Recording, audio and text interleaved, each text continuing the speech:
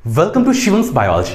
Previous video में हमने holozoic nutrition का एक एग्जाम्पल देखा था जो कि था अमीबा के अंदर न्यूट्रिशन कैसे होता है इस टॉपिक के ऊपर। इस वीडियो में हम बात करने वाले हैं न्यूट्रिशन इन ह्यूमन बीइंग्स, यानी कि हम लोगों के अंदर न्यूट्रिशन कैसे पूरा होता है। जो न्यूट्रिशन का प्रोसेस है, यानी कि फूड को लेना, उसे डाइजेस्ट करना और न्यूट्रिएंट्स को ऑब्टेन करना, ये सारा कुछ कैसे अकम्प्लिश होता है वो जानेंगे। तो इन सारी चीजों को करने के लिए जो सिस्टम होता है हमारी बॉडी में वो है डाइजेस्टिव सिस्टम। तो बेसिकली जो टॉपिक है आज का वो है ह्यूमन डाइजेस्टिव सिस्टम। क्या है भाई? ह्यूमन डाइजेस्टिव सिस्टम, यानी कि मानव पाचन तंत्र।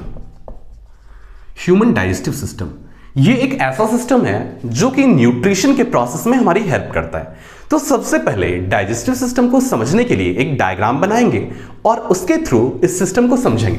अगर आपको डायग्राम बनाना डिफिकल्ट लगता हो तो आप डायग्राम बनाते हुए मुझे जरूर देखना, जिससे कि आपको यह समझ में आ सकेगा कि कैसे डायग्राम को ड्रॉ करते हैं। पहले क्या बनाते हैं, बाद में क्या बनाते हैं, और कॉन्सेप्ट्स भी क्लियर होते जाएंगे। तो ध्यान से समझना।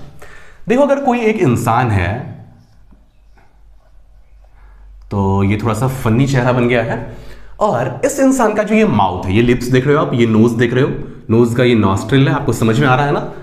तो यहां अगर आप इस इंसान के माउथ के अंदर की बात करो तो यहां पर टंग प्रेजेंट होगा। ये जो है क्या है भाई? जीभ है। समझ रहे हो ना? ये क्या है? टंग है। जीभ वाला जो हिस्सा है ये है। और अगर यहां से सीधे ऊपर की बात करें, अगर टंग को ऊपर की तरफ उठाओ तो जिस चीज में टच होता है वो कहलाता है पैलेट। क्या कहलाता है? पैलेट। तो बेसिकली जो पैलेट है वो क्या करता है, हमारे माउथ वाले चैम्बर को, यानी कि ऑरल कैविटी को, हमारे नाक वाले चैम्बर यानी नेजल चैम्बर से अलग करता है। देखो, इस इंसान का जो ये हिस्सा है, ये वाला पूरा हिस्सा, ये इसके नाक से रिलेटेड है। ये नेजल चैम्बर है। यहां पर कुछ कर्व्ड बोन्स होंगे जिससे होकर एयर पास होगा, वो सब रेस्पिरेटरी सिस्टम में जानेंगे। ये पैलेट और टंग के बीच का जो पूरा हिस्सा है ना, ये ऑरल कैविटी या फिर बकल कैविटी कहलाता है। क्या कहलाता है? ऑरल कैविटी या फिर बकल कैविटी। ऑरल कैविटी लिख देता हूं मैं यहां, ऑरल कैविटी, इसे ही बकल कैविटी भी कहते हैं।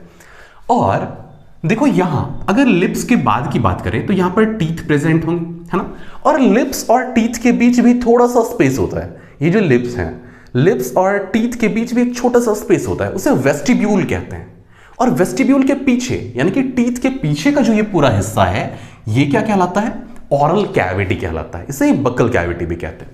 चलो यहां से आगे बढ़ते हैं, और चलो इस इंसान को मैंने थोड़ा सा और ड्रॉ कर दिया, इसके फेस को। यहां जो फूड अंदर डालते हैं वो जो गले में जाता है, तो ये जो गले का हिस्सा है, ये पूरा, ये एक वाइड हिस्सा होता है। इसे फेरिंक्स कहते हैं। क्या कहते हैं? फेरिंक्स।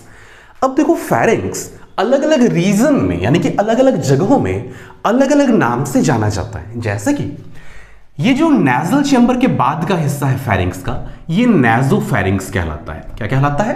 नेजोफेरिंक्स। ये जो ऑरल कैविटी यानी कि बकल कैविटी के पास वाला हिस्सा है, ये ओरोफेरिंक्स कहलाता है। क्या कहलाता है? नेजोफेरिंक्स के बाद वाला हिस्सा ओरोफेरिंक्स। और ये जो वॉइस बॉक्स देख रहे हो, ये इसे लैरिंक्स कहते हैं। और लैरिंक्स के पास वाला जो हिस्सा है कंठ का, यानी कि लैरिंक्स के पास वाला जो फेरिंक्स है वो कहलाता है लैरिंगोफेरिंक्स। क्या कहलाता है? लैरिंगोफेरिंक्स। तो ये सारा कुछ क्या है भाई? फेरिंक्स का पार्ट है। तो आपने देखा कि जो ऑरल कैविटी है, इससे जो फूड जाता है हमारे गले में, वो क्या कहलाता है? फेरिंक्स कहलाता है। और अगर फेरिंक्स के बाद की बात करें, यानी कि गले से फूड अंदर कहां जाता है, तो यहां से एक ट्यूब शुरू होता है, जिस ट्यूब को हम कहते हैं ईसोफेगस या फिर फूड पाइप। क्या कहते हैं? फूड पाइप या फिर ईसोफेगस। चलो मैं नाम यहां पर लिख देता हूं, फूड पाइप, और इसका ही दूसरा नाम क्या है? ईसोफेगस। ईसोफेगस। ध्यान रखना, ईसोफेगस का जो ओ है ना वो साइलेंट है, इसे ओइसोफेगस नहीं पढ़ते हैं। क्या पढ़ते हैं? ईसोफेगस। ईसोफेगस के बाद जो ऑर्गन आता है वो है स्टोमक। कौन सा ऑर्गन है भाई? स्टोमक। स्टोमक एक्चुअली एक जे शेपेड ऑर्गन है। आप जब इसके शेप को देखोगे तो आपको ये कैसा लगेगा देखने में? कुछ कुछ जे अल्फाबेट का जो लेटर है, जे, उसके शेप का ये दिखता है। ये है स्टोमक। आप हायर क्लासेस में स्टोमक के अलग अलग पार्ट्स को जानोगे, जैसे कि ये वाला जो हिस्सा है, शुरुआत वाला हिस्सा, ये एक्चुअली हमारे हार्ट के पास होता है, तो इसे कार्डिया या फिर कार्डियक स्टोमक कहते हैं। ऐसे ही ये जो बल्ज्ड पार्ट है, जो ऊपर की तरफ उठा हुआ हिस्सा है, ये फंडस कहलाता है, ये इसका पूरा बॉडी है। और जो लास्ट वाला ये हिस्सा, ये पाइलोरस कहलाता है। लेकिन ये सारे टर्म्स आपके काम के अभी नहीं हैं क्लास 10th में, तो आपको बस इतना सा जानना है कि ये क्या है, आपका स्टोमक है। क्या है? स्टोमक। स्टोमक को हिंदी में अमाशय कहते हैं। क्या कहते हैं? अमाशय। ठीक है। स्टोमक के बाद यहां से शुरू होता है स्मॉल इंटेस्टाइन। क्या शुरू होता है? Small intestine. और देखो यहां स्मॉल इंटेस्टाइन शुरू हुआ, ठीक है ना। स्मॉल इंटेस्टाइन आगे बढ़कर काफी ज्यादा घुमावदार हो जाता है। कैसा हो जाता है? काफी ज्यादा घुमावदार हो जाता है, क्योंकि स्मॉल इंटेस्टाइन बहुत लंबा ट्यूब होता है। तो फिर लंबा होता है, फिर इसे स्मॉल क्यों कहते हैं? बिकॉज इसका जो डायमीटर है वो छोटा होता है, ये काफी पतला ट्यूब होता है लेकिन लंबा होता है। ध्यान रखना, जो स्मॉल है ना वो इसके विड्थ के लिए है, डायमीटर के लिए, ना कि इसकी लंबाई के लिए। लंबाई काफी ज्यादा होती है। तो ये स्मॉल इंटेस्टाइन है भाई, ये काफी ज्यादा घुमावदार होता है, क्योंकि काफी कम जगह में काफी लंबे ट्यूब को एडजस्ट करना होता है। और स्मॉल इंटेस्टाइन के बाद देखो ये स्मॉल इंटेस्टाइन है। अगर मैं स्मॉल इंटेस्टाइन के अलग अलग पार्ट्स की बात करूं, तो जो सबसे पहले वाला हिस्सा है, यानी कि स्टोमक जहां खत्म हुआ, मान लो कि स्टोमक यहां पर खत्म हुआ है और यहां पर एक मसल का स्फिंक्टर लगा हुआ है। पूछोगे ये स्फिंक्टर क्या होता है?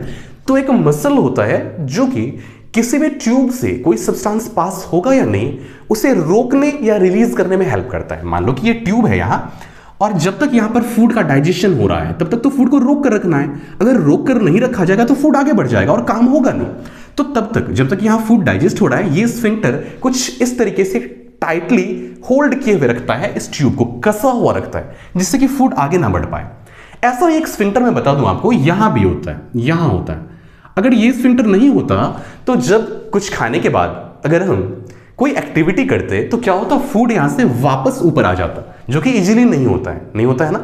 तो स्फिंक्टर्स क्या करते हैं? प्रोटेक्ट करते हैं, किसी भी चीज को आगे जाने देना है या नहीं जाने देना, ये रेगुलेशन करते हैं। चलो देखो यहां पर मान लो स्टोमक खत्म हुआ और ये जो बाद का हिस्सा है, ये जो पूरा हिस्सा है, ये स्मॉल इंटेस्टाइन का पहला पार्ट है, जिसे कि हम ड्यूडेनम कहते हैं। क्या कहते हैं? ड्यूडेनम। आपको समझ में आ रहा है ना? ड्यूडेनम एक्चुअली ये जो वर्ड है जिस लैंग्वेज से लिया गया है, वहां ड्यूडेनम का मतलब होता है 12 फिंगर्स के विड्थ के बराबर। एक्चुअली ड्यूडेनम जो है ना, उसकी लंबाई इतनी होती है जितनी कि आप, जैसे कि मान लो ये कितनी फिंगर्स हैं? 5। ऐसे और 5 का रख दो, हो जाएंगे 10, और फिर 2 फिंगर्स को रख दो, 12 फिंगर्स के विड्थ को एक साथ रखने पर जितनी लंबाई आती है उतनी ही लंबाई होती है किसकी? ड्यूडेनम की। तो ये जो पहला हिस्सा है ये ड्यूडेनम कहलाएगा। ड्यूडेनम के बाद का हिस्सा जो है स्मॉल इंटेस्टाइन का, वो जेजुनम कहलाएगा। और जो सबसे बाद का हिस्सा है ये एक्चुअली सबसे लंबा और सबसे ज्यादा घुमावदार होता है, इसे इलियम कहते हैं। क्या कहते हैं? इलियम। अब स्मॉल इंटेस्टाइन के 3 पार्ट्स को आपने जान लिया, ड्यूडेनम, जेजुनम एंड इलियम। अब स्मॉल इंटेस्टाइन जो है वो आगे चलकर ज्वाइन करता है किसके साथ? लार्ज इंटेस्टाइन के साथ। देखो यहां स्मॉल इंटेस्टाइन आ रहा है और अब ये जुड़ेगा किससे? लार्ज इंटेस्टाइन से। तो यहां पर देखो मैंने लार्ज इंटेस्टाइन का एक हिस्सा बनाया और यहां ये ज्वाइन करेगा। जहां पर ये ज्वाइन करता है वहां पर एक छोटा सा हिस्सा बाहर निकला हुआ होता है, जो कि हमारे काम का अब रहा नहीं, उसे हम अपेंडिक्स कहते हैं। क्या कहते हैं? अपेंडिक्स। क्या कहते हैं भाई? अपेंडिक्स। इसे वर्मीफॉर्म अपेंडिक्स भी कहा जाता है। अब इसका कोई काम नहीं है, ये वेस्टिजियल ऑर्गन है। ठीक है, तो यहां से हम आगे की ओर चलते हैं और ये जो आप देख रहे हो स्ट्रक्चर, ये एक्चुअली क्या है? लार्ज इंटेस्टाइन है। क्या है? Large intestine. लार्ज इंटेस्टाइन में भी अलग अलग पार्ट्स होते हैं, जो कि मैं लार्ज इंटेस्टाइन बनाने के बाद आपको बताऊंगा कि इसमें कौन कौन से अलग अलग पार्ट्स होते हैं। देखो यहां से लार्ज इंटेस्टाइन शुरू हुआ है और आगे चलकर कुछ यूं ये आगे बढ़ेगा, कुछ इस तरीके से ये आगे बढ़ रहा है लार्ज इंटेस्टाइन, और आगे चलकर फिर ये नीचे की ओर डिसेंड करेगा, नीचे की ओर डिसेंड करेगा, फिर कुछ यूं यहां से कर्व होगा। ये कर्व होने के बाद यहां पर फिर एक पाउच बनेगा जो कि रेक्टम कहलाता है, और रेक्टम के बाद का जो ओपनिंग है वो एनस कहलाता है। ये तो हो गया पूरा का पूरा लार्ज इंटेस्टाइन। देखो लंबाई में ये स्मॉल इंटेस्टाइन से छोटा होता है, बट इसे लार्ज इसलिए कहते हैं बिकॉज इसकी विड्थ ज्यादा है। क्या है ज्यादा? विड्थ।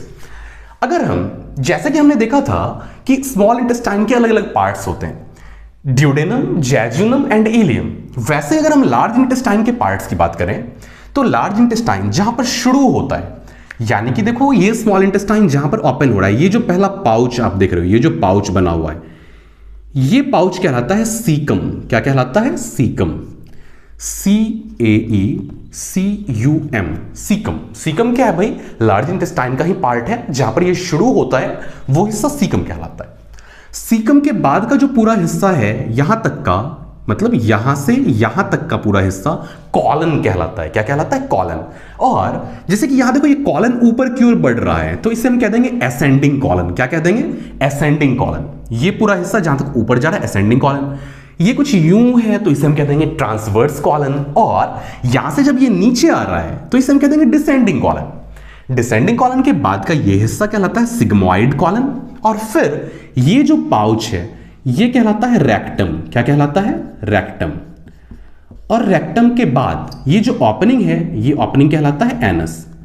जैसा कि मैंने आपको यहां स्फिंक्टर्स के बारे में बताया था, वैसे ही एनस के भी पास क्या प्रेजेंट होता है? स्फिंक्टर, जो कि यहां पर रेगुलेट करता है कि कब बॉडी से बाहर एक्सक्रीट करना है और कब रोक कर रखना है। देखो यहां जो ड्यूडेनम वाला हिस्सा आपको दिख रहा है, एक्चुअली इसके ऊपर से लार्ज इंटेस्टाइन गुजरा हुआ है, तो मैं इसे यहां पर मिटा दूं जिससे कि डायग्राम आपको ज्यादा रियलिस्टिक लगे, नहीं तो कंफ्यूजन बढ़ जाएगा कि कौन ऊपर से गया हुआ है और कौन नीचे से है। तो ड्यूडेनम यहां तक है और फिर पीछे से गुजरता हुआ यहां से जैजुनम स्टार्ट हो जाता है और फिर ये हिस्सा इलियम है और इलियम जाकर मिलता है किससे? लार्ज इंटेस्टाइन से। और ये वाला हिस्सा कहलाता है सीकम। फिर है ascending colon, transverse colon, descending colon, sigmoid colon, rectum and anus. तो ये एक बेसिक डायग्राम है आपके डाइजेस्टिव सिस्टम का, लेकिन अभी ये कंप्लीट नहीं हुआ है। यहां देखो ये एक ट्यूब की तरह, अगर आप इसे सीधा करो, माउथ टू एनस अगर आप इसे सीधा करो तो ये एक ट्यूब की तरह सीधा हो जाएगा, एक ट्यूब की तरह। और इस ट्यूब का डायमीटर अलग अलग जगह अलग अलग होता है। जैसे कि यहां पतला है, यहां ज्यादा हो गया, फिर पतला हो गया, फिर यहां ज्यादा हो गया। तो हम कह सकते हैं कि हमारा जो ये पूरा एलिमेंट्री कैनाल है, ये पूरा एलिमेंट्री कैनाल भी कहलाता है, गट भी कहलाता है। तो ये एक ट्यूब की तरह है जिसका कि डायमीटर वैरी करता है अलग अलग जगह। और इसमें कुछ ग्लैंड्स अटैच्ड होते हैं। ग्लैंड्स कहां होते हैं भाई? बहुत सारे ग्लैंड्स होते हैं।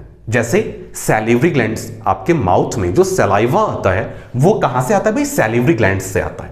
सैलिवरी ग्लैंड्स कहां होते हैं? देखो जो माउथ वाला हिस्सा है उस हिस्से में, यहां देखो सैलिवरी ग्लैंड हमारे पास मेनली 3 टाइप्स के होते हैं। एक इस जगह पे होता है, चीक वाला जो हिस्सा है ना, यहां एक बड़ा सा ग्लैंड होता है, इसे पैरोटिड ग्लैंड कहते हैं। दोनों तरफ होता है।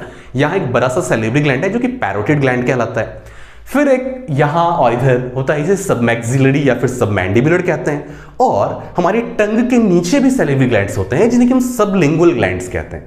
एक्चुअली इस वीडियो के बाद मैं एक सेपरेट वीडियो बनाऊंगा जिसमें कि डाइजेस्टिव ग्लैंड्स को कवर करूंगा। वहां सैलिवरी ग्लैंड्स को हम बहुत डिटेल में देखेंगे। तो कौन कौन से ग्लैंड्स हुए भाई? इस रीजन में सैलिवरी ग्लैंड्स होंगे।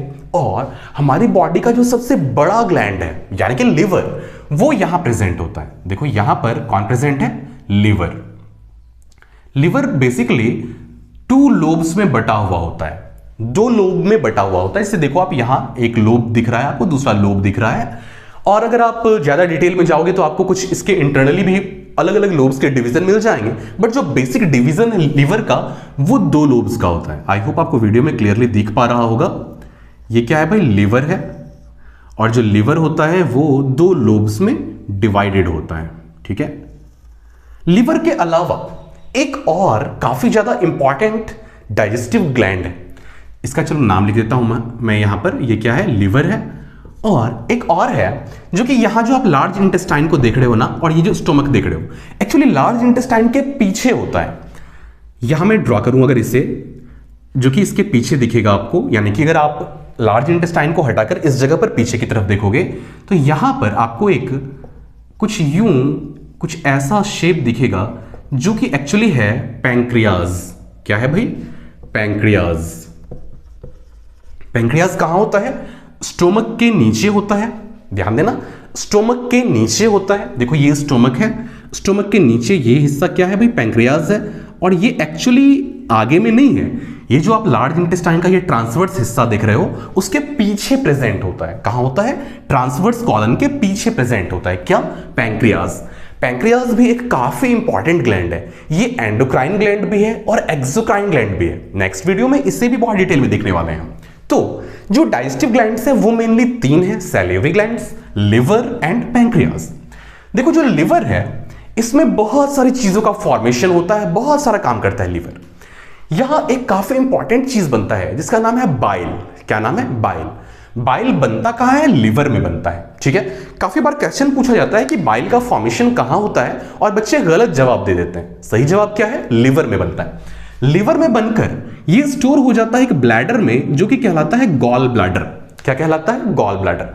और फिर गॉल ब्लैडर से एक डक्ट के थ्रू ये आगे बढ़ता है, गॉल ब्लैडर से एक डक्ट के थ्रू आगे बढ़ता है।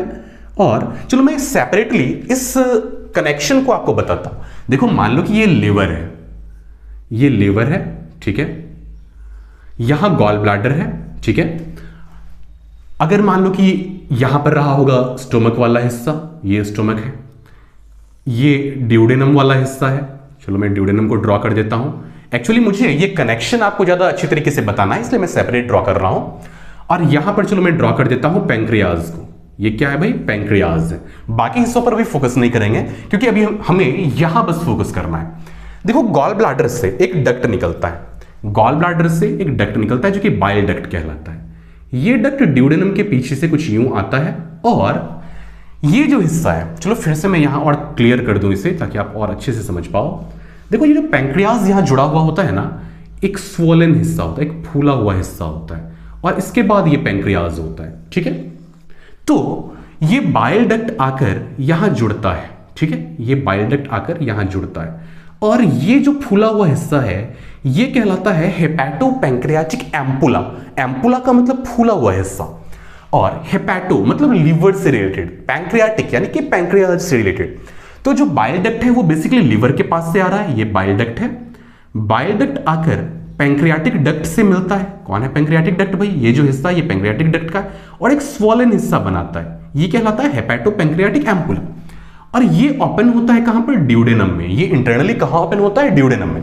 अब यहां आ जाओ, तो ये जो बाइल डक्ट है ये पीछे से जाता है और ये जो पैंक्रियाज है इसके डक्ट से मिलता है और फिर हेपेटोपैंक्रियाटिक एम्पुला कुछ यूं इस जगह पर, जैसे कि ये ड्यूडेनम है तो यहां पर कुछ यूं ये ओपन होता होगा।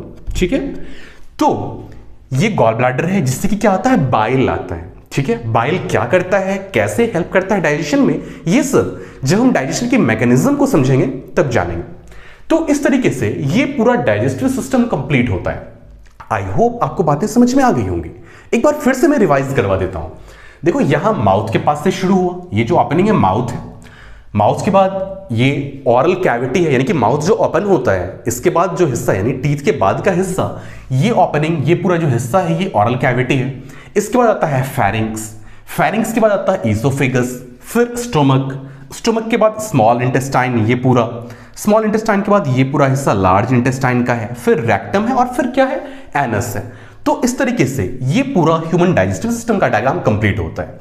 ये जो बीच का हिस्सा है भाई, चलो मैं लेबलिंग फिर से कर दूं। यहां पर ये क्या है? स्मॉल इंटेस्टाइन है, स्मॉल इंटेस्टाइन। स्मॉल इंटेस्टाइन के बाद ये जो हिस्सा है ये क्या है? Large intestine. मैंने आपको लार्ज इंटेस्टाइन के अलग अलग पार्ट्स के भी बारे में बता दिया है, तो कोई कंफ्यूजन आपके पास नहीं होना चाहिए। स्मॉल इंटेस्टाइन के भी 3 पार्ट्स हैं, duodenum, jejunum and ileum. Large intestine के भी कौन कौन से पार्ट्स हैं? सबसे पहला ये सीकम है जहां की ये ओपन होता है। कौन? स्मॉल इंटेस्टाइन, ये सीकम है। सीकम के बाद ये पूरा हिस्सा यहां तक यानी कि रेक्टम से पहले तक कॉलन कहलाता है। कॉलन के भी कौन कौन से पार्ट्स हैं? Ascending colon, transverse colon, descending colon, sigmoid colon.